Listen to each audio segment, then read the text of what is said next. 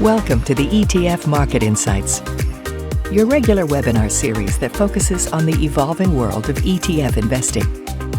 Each Friday, a new panel of thought leaders aims to provide investment education and insights with the goal of helping you become an informed investor.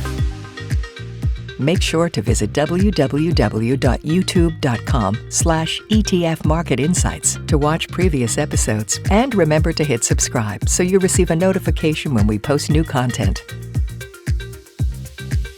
Thank you for joining us today. Let's get started. I'm Danielle Nesel with BMO ETFs. It's great to have you joining us today. Today's topic is updates in the energy sector. We got a ton of questions asking about energy and energy ETFs. So we're bringing in the experts to break it all down today. We have Chris McCaney back on the show. He's a portfolio manager with BMO ETFs.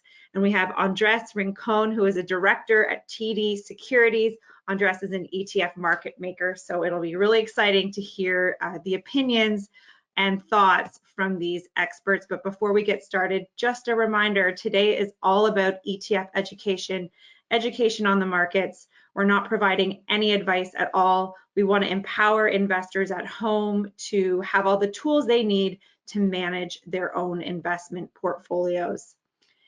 And a reminder, if you haven't already, check out our YouTube channel. We're up and running. All our past episodes are available to you to watch and rewatch on demand. Click subscribe. It helps our channel grow. Our 1 minute ETF update. Today, I thought we could take a look at sector performance within the S&P TSX Composite, which is a representation of the broad Canadian market. And you can see there, energy has had very strong performance year to date and on the 1 year. And that's really no surprise. You know, we're seeing a lot of tailwinds for the energy sector right now. Demand for oil is normalizing now that the economy is reopening. The war in the Ukraine right now has put a supply squeeze on global buyers who aren't going to look to Russia, who is a large oil producer. And then these stronger oil prices that we're seeing are strengthening balance sheets and creating cash flows or more cash flows for these energy companies. We're going to dive deeper into these points shortly. But maybe just a little 101 to get us started or to set everybody up. Chris, I thought it would be helpful for you to talk to the audience today. Just break down the oil and gas industry. You know, there's kind of three main components to it. What kind of companies are within this sector? Yeah, certainly. And as you say, you know, there's a lot involved in the oil and gas industry, from, you know, the point of getting that oil out of the ground and then into people's homes and into the end users for various needs. And investors might hear some of these terms thrown around: upstream, midstream, downstream. And that's really the three main areas of that oil and gas distribution channel. And so, you know, different companies involved in different parts of this process. And so when you think about upstream companies, this refers to companies that are really out there looking for gas, looking for oil, doing the drilling and getting it out of the ground. So Canadian Natural Resources, you can see the logo there, you know, is primarily involved and focused in that upstream part of the oil and gas industry. And again, really around looking for oil and getting it out of the ground. And I guess maybe one of the other things I should mention is that, you know, the lines between each of these areas, upstream, midstream, downstream, really is somewhat blurred to some degree. You know, another term investors might hear is an integrated oil and gas company. And that's really a company that's involved in two or all three of these things. And Suncor really is an example of that. They're involved from getting that oil out of the ground all the way to transporting it around the country, around the continent, and then refining it and getting it into end users. And so that's an example of an integrated oil and gas company. And then others like Enbridge are more of the pipelines, more about that transportation. So that's more around midstream, but then also the downstream. So again, some blurred lines in between each of these areas, but just to give you an idea what each of those three terms means. And then again, that integrated provider really focuses on multiple areas. Now, Chris, another area I'd love for you to break down for us before we really get into the heart of the conversation is pricing oil. So I know investors at home here usually WTI quoted that price of oil, but can you just explain how this price, how we come up with this price, and maybe some other prices that they might see being quoted in the news or in stock articles? Yeah, certainly. And really it comes down to the fact that when you pull oil out of the ground, they're all of varying different degrees of quality, right? And so in order to trade oil, it has to meet a certain benchmark or a certain quality. And so that West Texas Intermediate, as you mentioned, is the primary benchmark for North American oil as to how much it's worth. And so if it meets the specifications of what West Texas Intermediate oil is, it's worth that much. But as you say, there are differing oil prices, and it really is a regional market. You've heard of Brent crude, and that's primarily over in Europe. That's the primary oil benchmark price they use there. And as Canadians, you might have heard of Western Canada Select, or WCS. And that's primarily, that's kind of the benchmark for what Canadian producers sell their oil for. So again, a few different prices here, but each of them linked to, importantly, a futures contract. So for physical commodities like oil and really agriculture and things like that, and many other commodities, you're not going to go into a store, buy a barrel of oil, and walk out with a barrel of oil that day. Typically, oil is priced for delivery on a certain day. And, we have these futures contracts expire pretty much every month, but each contract specifies delivery of oil on a specific day. And so each oil futures contract will have a slightly different price, because oil that I'm going to receive this month might be a little bit different than oil I'm going to receive 6 months from now. And again, it's important for investors to understand that that's how commodities are priced and how they trade. Again, most physical commodities do trade in this way off the futures market, and that can cause potentially dislocations. So again, for a speculative investor, someone that's just thinking the price of oil is going to go up, you might buy a futures contract in oil and then see that price appreciation and then sell it before that contract expires and you have to take delivery. Because with every futures contract, there is an expiry date, and whoever holds the future on that date is the one that's going to receive that barrel of oil or whatever that commodity is. And of course, this is what led to the famous April 2020 shock in the oil markets, when the oil price famously went negative.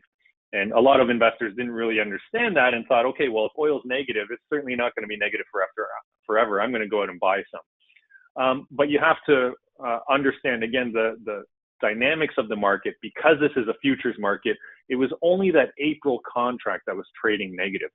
Think about going back to March and April 2020, where we're in severe lockdowns, demand for oil really falling off a cliff. And so even speculators that might think, okay, well, if this price is getting too low, I'll just buy that barrel of oil and hold on to it for a while, and then sell it at a higher price. But again, you have to keep in mind, storage has a cost to it. There's only so much storage around. And so at that point in April 2020, essentially all the storage facilities were full. And if you wanted to receive a barrel of oil, even if you wanted to, you probably couldn't. And so that ended up having to have investors in the futures contract essentially paying people to take oil off their hands. And so again, it's just important for investors to understand that that's a function of the futures market. That's not a spot market. That's not something that can easily be accessed and then turned around. So depending on how you're investing, what sort of structures you're investing in, just keep in mind that futures price may have certain dislocations here and there depending on that structure. Great explanation. Thanks, Chris, for breaking that down for us. It doesn't seem like that long ago when we were all trying to figure out what these negative contracts are doing back in April 2020, and now oil over $100. So Andres, I'm going to ask you, I was looking at the some of the reports that the analysts over at TD have been writing on energy, and they're trying to decide, oil over 100, is it gonna last? So what are your thoughts on this? First and foremost, thank you for having me. And if there's a little bit of noise, it's because I'm on the trading floor. So obviously it's open concept. There's a lot of people around us. So our analysts obviously do believe that as you can expect, and this really comes to no surprise to the listeners that if oil is above 100, it will be positive for fundamentals in energy equities over the long term. And obviously, you're seeing that already in energy ETF flows with close to $900 million in flows year to date. So that's a pretty strong number for a sector ETF. When it comes to the recent appreciation in crude prices, it's really the result of multiple years of underinvestment in the upstream sector. And Chris mentioned the upstream sector specifically, but it's also combined with a return to a normalized energy demand that has seen a lot of this rise in energy. Obviously, this has been accelerated by the Russian invasion of Ukraine, resulting in a supply squeeze as the world suddenly is shunning Russian oil. What's funny is that over time, this might actually lower the capex in Russian oil and lower output as the result of that. What our analysts did is that they looked at the current scenario, and then they looked at previous periods where oil went over 100. So we looked at two scenarios here, and then what they did is they shocked the current environment and determined what would happen to these companies if we went through a similar pricing scenario than we did in, say, 2008 or the 2011-2014 period. So if you look at, let's look at these two scenarios in detail. So if you look at the 2008 period, we had a strong rally to start, well over 100. So we took, so WTI went well above from 60 all the way to 150 per barrel, and then it ended up falling to, call it, $40 per barrel during the financial crisis. It ultimately found support near $80 a barrel and bottomed there, and it continued to increase over time. So that was one scenario. The other scenario is well, we saw oil breach 100 in the period between 2011 and 2014, where crude moved up from mid-60s range, then hovered around $100 a barrel for a period of 3 years. For this specific analysis, what our analysts have done is look at the worst-case scenario, which is the 2008 peak. Obviously, you saw the biggest swings up and down. So if we look at 2008, for example, the drivers behind that rally of crude and subsequent fall are not really so different than what we have today.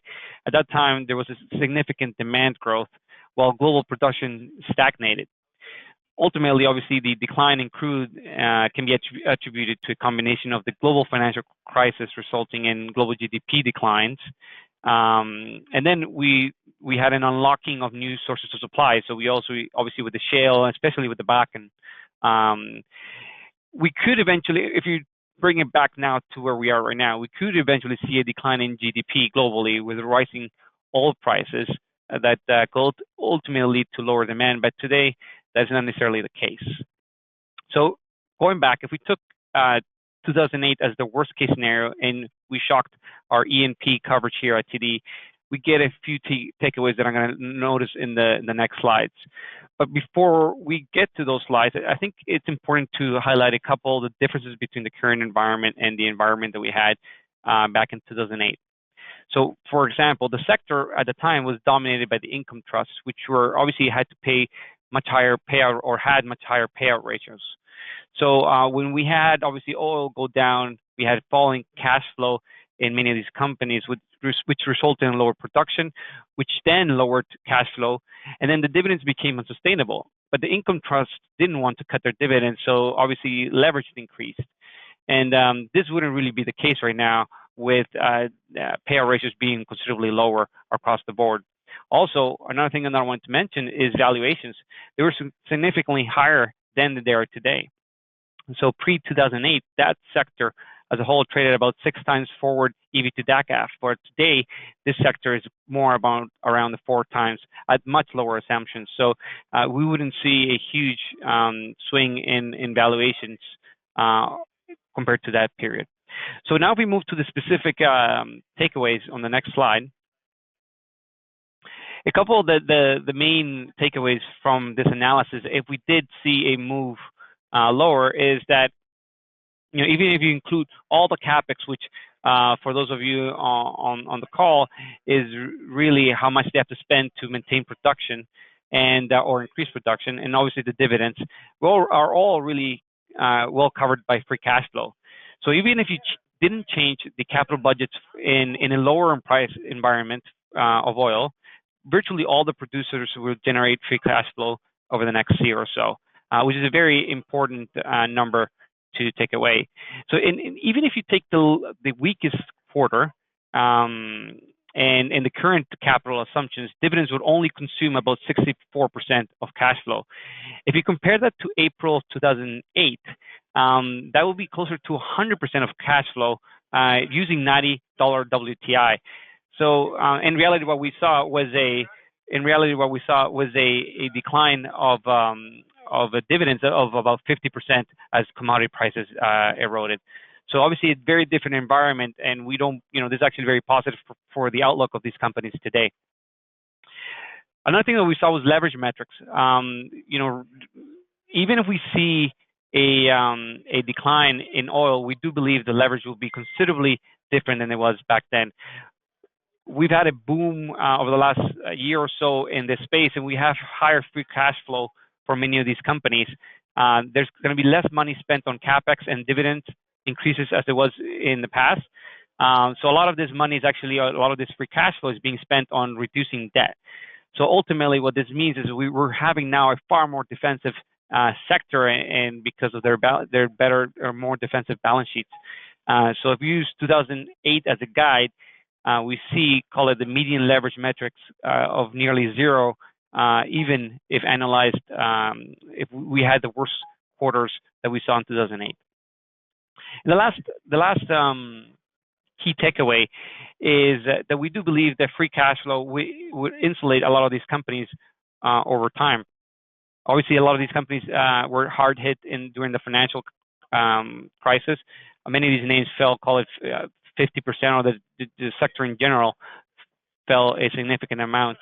But if oil were to reverse a significant amount, similar to what we saw in 2008, we don't believe we would see declines to the same degree. And this is because of two main reasons. Right now, a lot of these companies have a lot more cash flow, as I just mentioned. So they wouldn't really have to suffer as much as they would before. So right now, free cash flow for a lot of these companies in this year in our coverage represents about 31% of the current market cap of these companies. In 2008, for example, there was essentially no free cash flow after capex.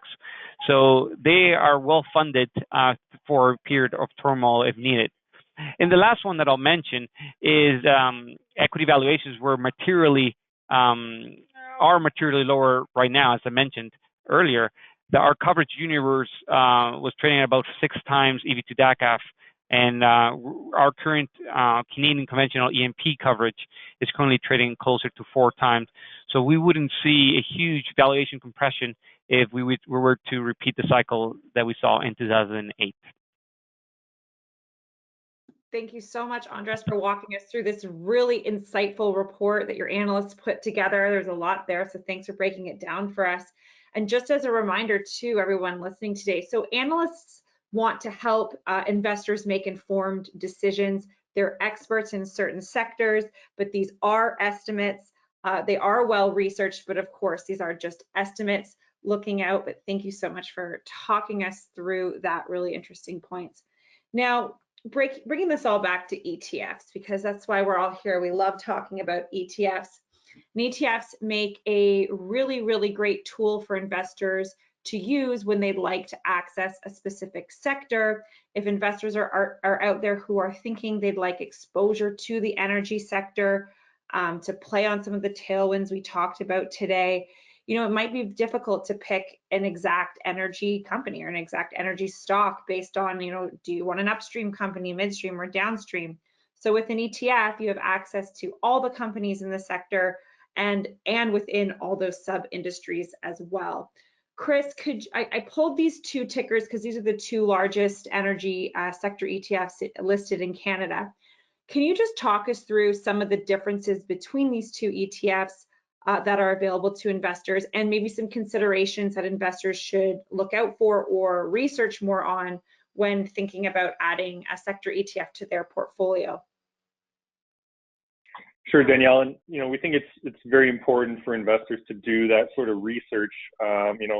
We do believe ETFs are a great tool, as you mentioned, for adding on sector exposure into a portfolio in a very efficient manner, for all those reasons you just mentioned, being able to easily put that in your portfolio and take it back out when you need to or when you want to, in order to tilt your overall portfolio towards any one sector that you think might outperform.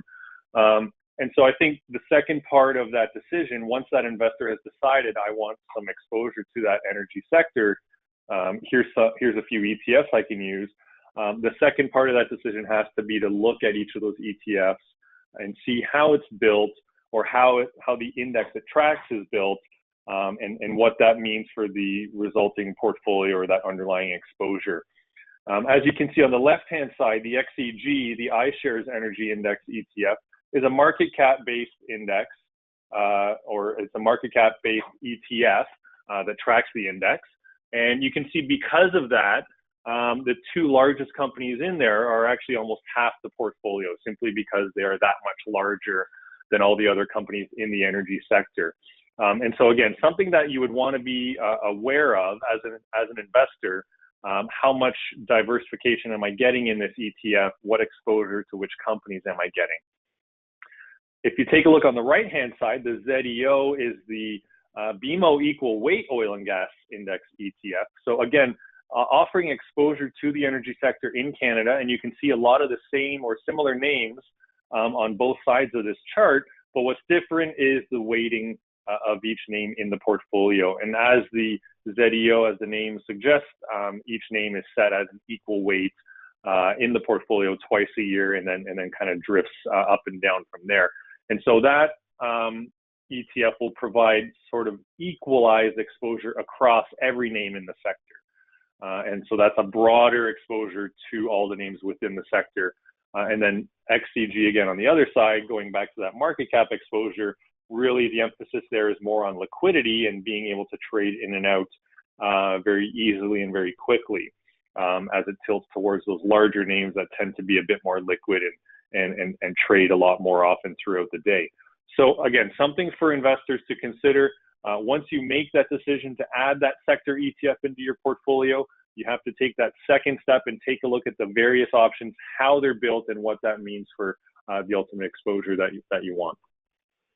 Great, thanks, Chris. And certainly investors looking to ETFs to get that energy sector exposure. Andres mentioned 900 million of flows into energy ETFs so far year to date, almost $1 billion. That's really significant. Now, I wanted to leave some time to talk about clean energy, because here is a theme or a trend that we saw really take off in 2020. In fact, I think it was one of the best performing areas of the market to end the calendar year in 2020. But we've since seen a sell-off in clean energy stocks. But Andres, I'm going to come back to you and ask you what your analysts are thinking in this space, because this is a growing trend that really hasn't died down, but there has been a bit of a sell-off. Can you just tell us what your team's thoughts are in the clean energy space right now? Yeah, and I think you called it right, Danielle. Like in 2020, this was probably one of the hottest sectors in the world, really. And I still do believe our analysts believe that this is a mega trend that's going to continue. We're going to see this for the foreseeable future. But obviously, it will have its ups and downs, and valuations will move around, and there'll be some years will be better than others. And in 2020, this space has struggled a little bit for traction in last year specifically. So if you look at the trajectory of this space, it peaked mid-January, and obviously since then prices have corrected of 2021.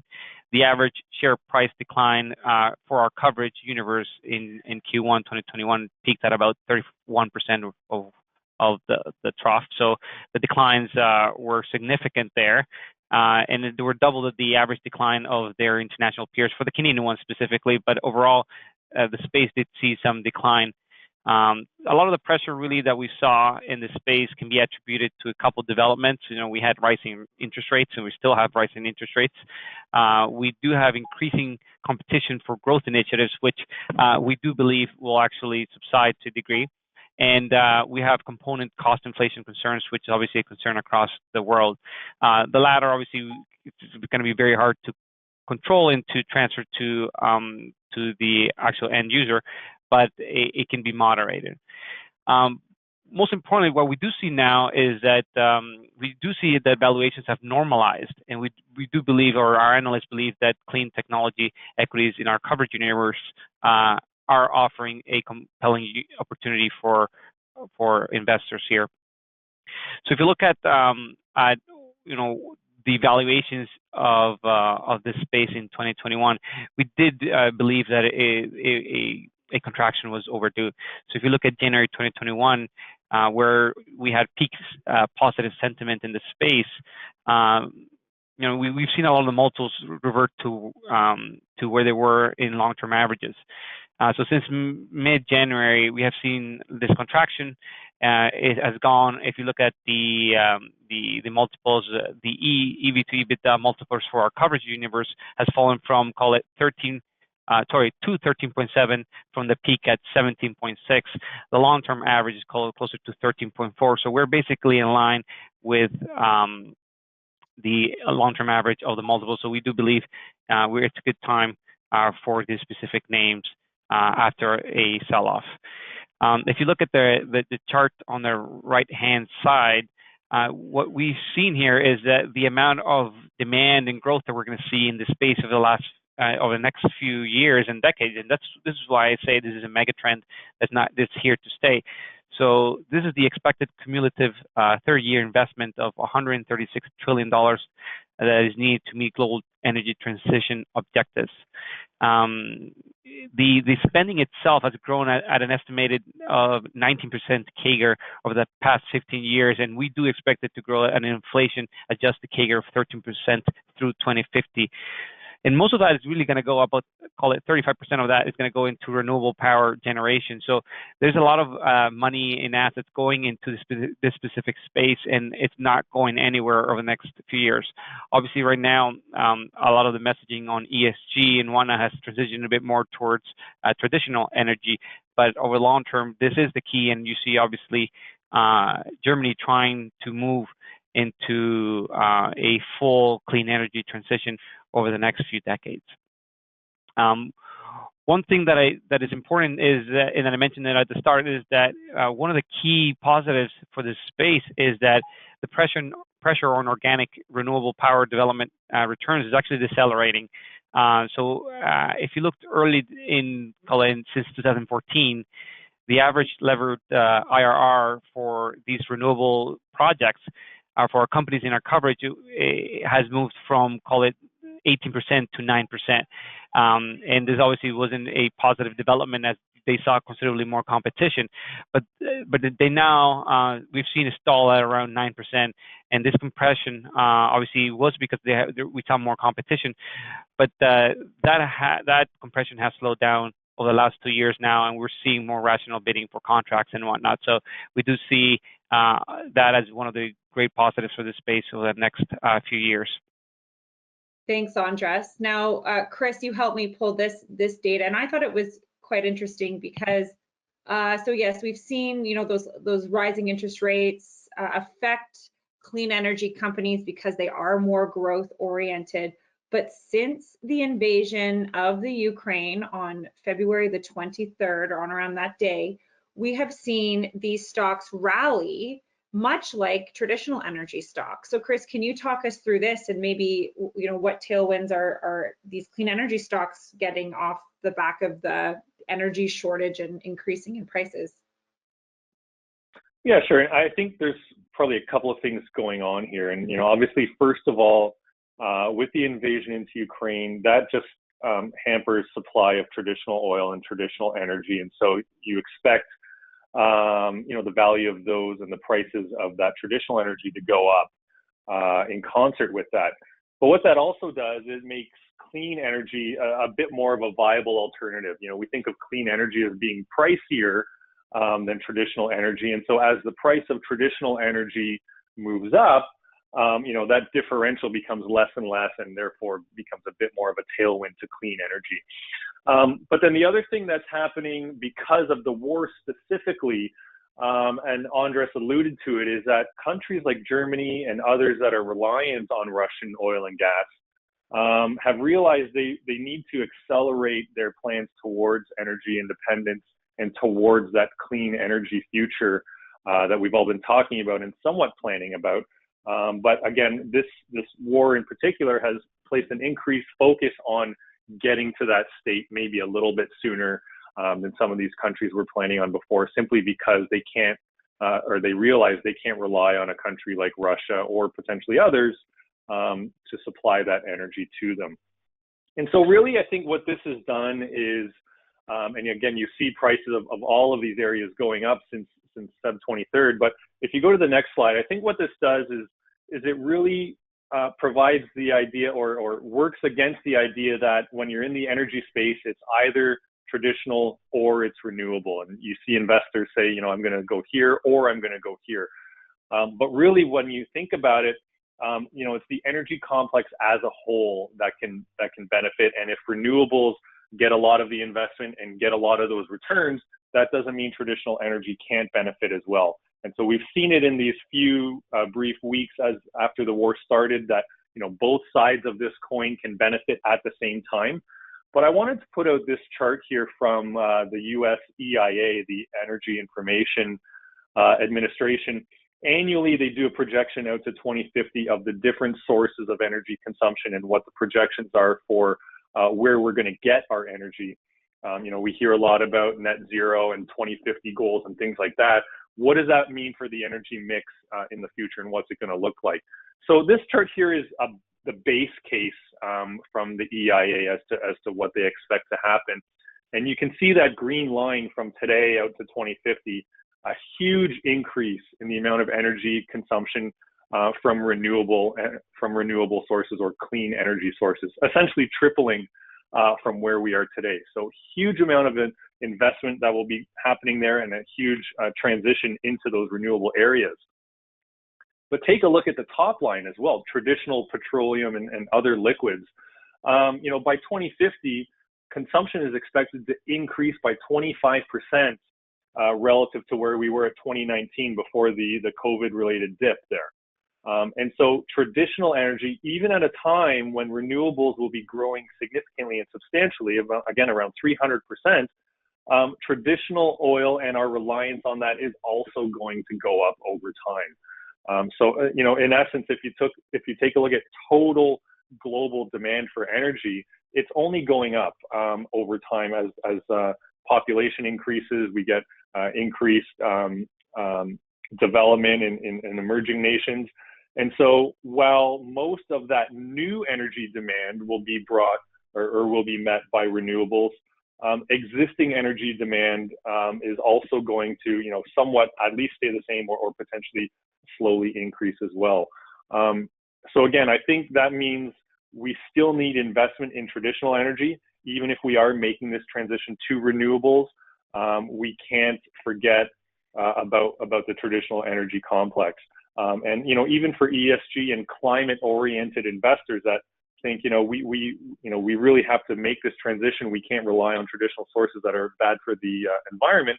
Well, there are ways to make traditional oil and gas drilling less environmentally intensive, but that requires investment, right? So we still need investment in that area. We can make it more efficient and a little bit less harmful on the environment, while still providing capital to the renewable complex in order to meet that huge amount of energy demand that we're going to see by 2050.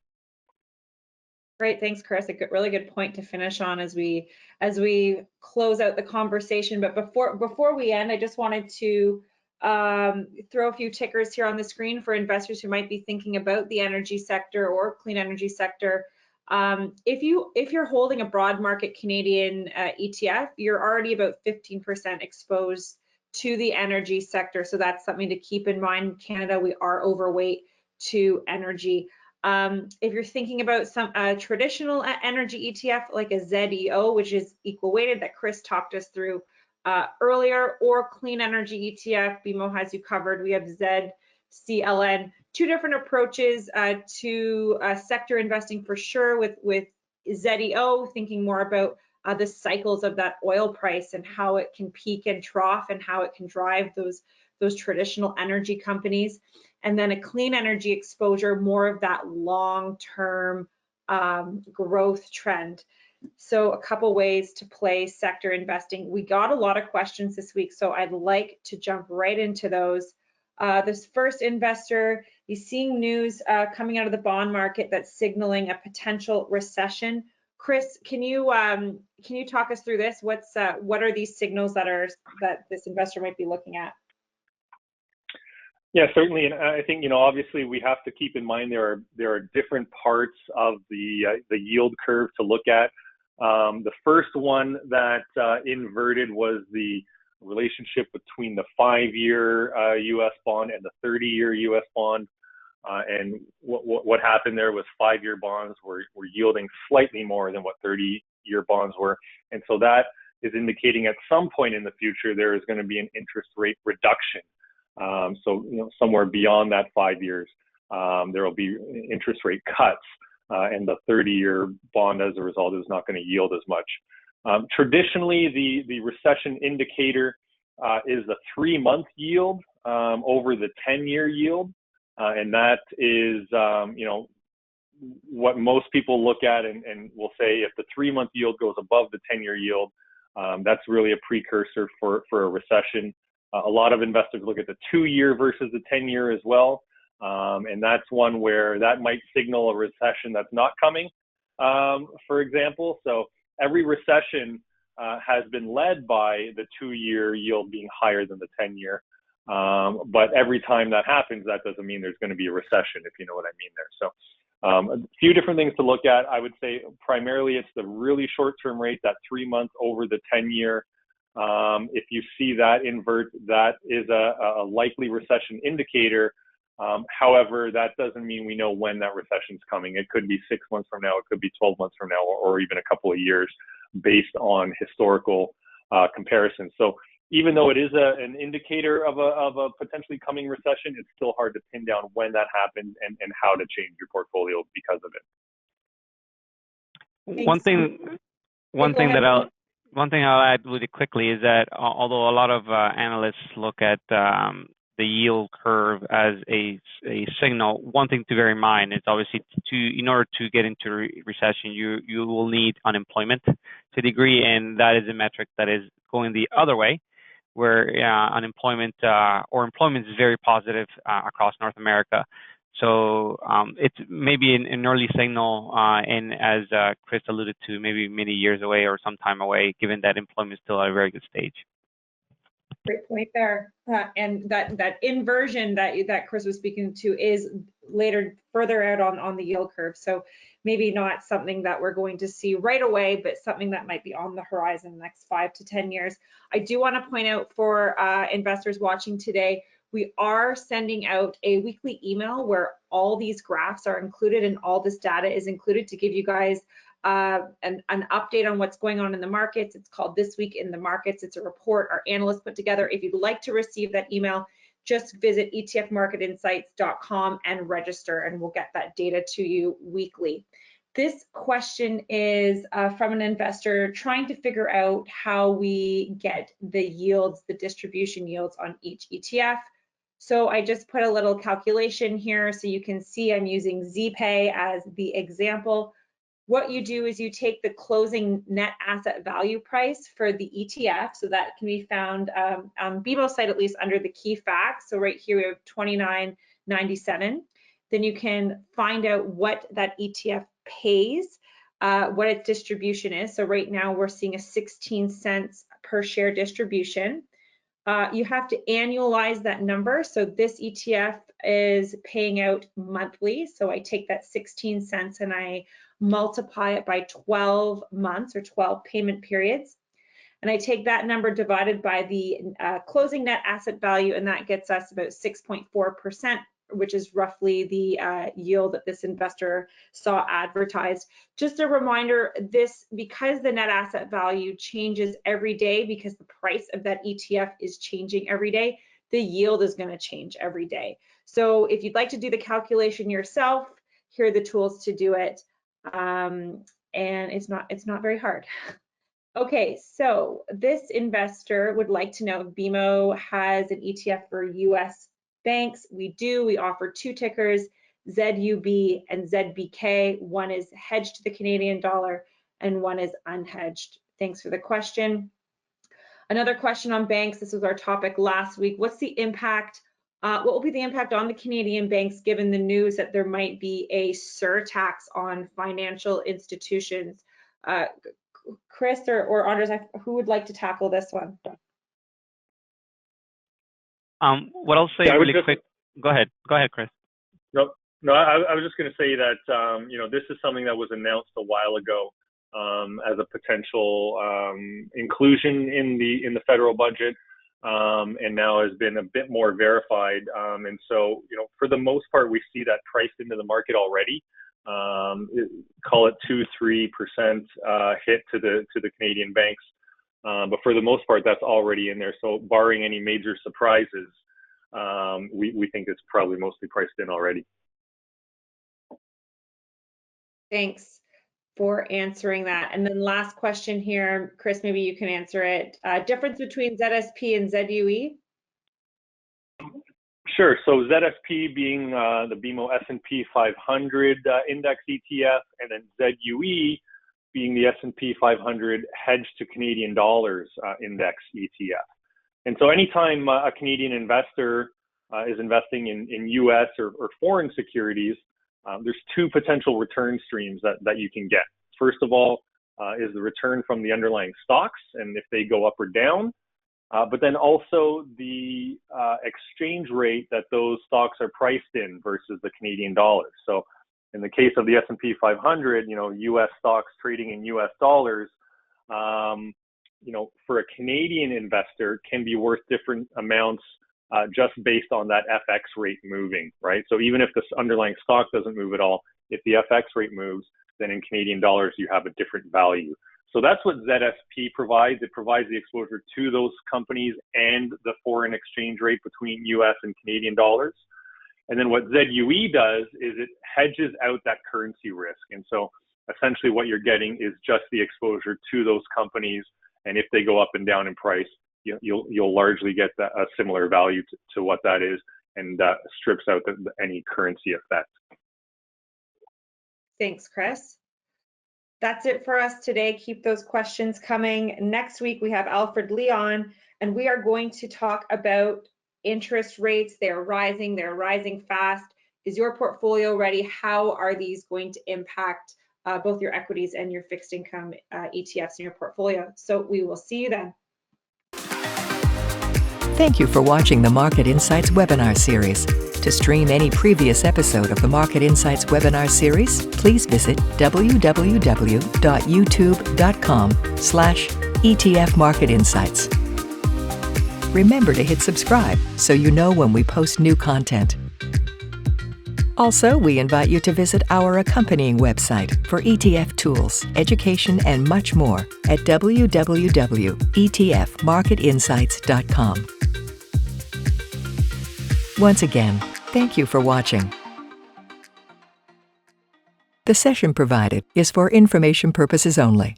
Any reference to a particular company or product is for illustrative purposes only and should not be considered as investment advice or a recommendation to buy or sell. Particular investments and/or trading strategies should be evaluated relative to the individual's investment objectives, and professional advice should be obtained with respect to any circumstance.